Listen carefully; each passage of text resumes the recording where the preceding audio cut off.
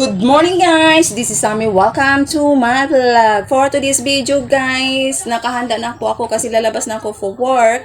So before tayo mag-go, so mayroon na sana akong i-share sa inyo ng knowledge, information sa mga taong gustong magpapassport. So ang topic natin ngayon, originality ang mukha.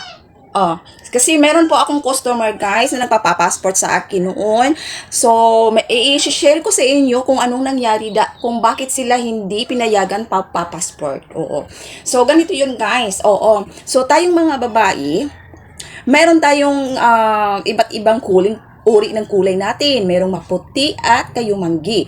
So, yung kayumanggi, medyo sila, maitim-itim, pero gusto talaga nila na puti sila. So, imagine, naggamit sila ng pampakinis ng mukha para pumuti talaga. So, guys, kung gusto nyo talagang pumuti, samahan mo yun dito, yung sa liig.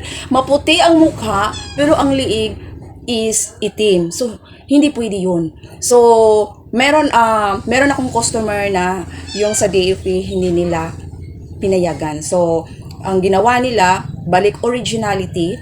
So, kung kailan siya yung bumalik talaga dati sa skin niya. So, bago sila magpa-picture. Kasi, bawal yun kasi pag tinitingnan ng officer doon sa immigration, pagtingin sa mo, kung halimbawa bumalik ang iyong kulay, tapos maputi yung passport mo. So, hindi na ikaw yon yung pwede natin sasabihin na piki yung passport mo. So, kailangan talaga guys, ang mabuting gawin, pag halimbawa meron kayong gumagamit ng pampaputi, yung tinsanso, yung whatever. So, bumili na lang kayo ng foundation na brown or para yung dito sa liig is pantay. So, bago kayo syempre naman, huwag mo lang sasabihin sa na nagamit ka.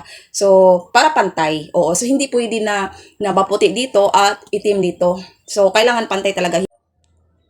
So, yun lang guys. Basta kung magpapassport kayo talaga, kasi ang topic natin ngayon ay tungkol sa mukha. Yakapin mo na lang yung yung sariling kulay mo. So, kasi ang originality ang nila. Syempre, hindi naman pwede. Yung dito maitim tapos maputi. So, lang guys share ko na lang din sa inyo para hindi kayo ma-stress pagpunta sa DFP. Kahit anong gawin nyo, kahit bayaran mo pa ang yung taga-picture doon, hindi ka talaga nila papayagan. Kasi yung dalawa kong customer talaga, sinabi niya, anong nangyari sa mukha mo? Bakit may yung pakpak? Bakit yung mga skin mo ay nagpakpak? So, hindi yan pinapayagan. So, magbakas lang kayo guys in comment section. Paki-like na lang at follow at subscribe para po makapagpatuloy ako sa aking mga information vlog tungkol po sa mga buhay-buhay or sa ating government or health or wellness. Salamat po sa inyong panonood. Thank you, bye-bye, and God bless po sa inyo. Ngayon, it's Monday. Magtrabahong kalabaw na muna tayo. Sige, bye-bye.